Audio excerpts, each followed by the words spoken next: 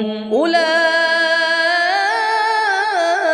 على هدى من ربهم وأولئك هم المفلحون.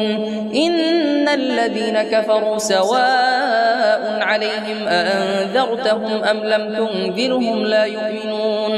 ختم الله على قلوبهم وعلى سمعهم وعلى أبصارهم غشاوة ولهم عذاب عظيم.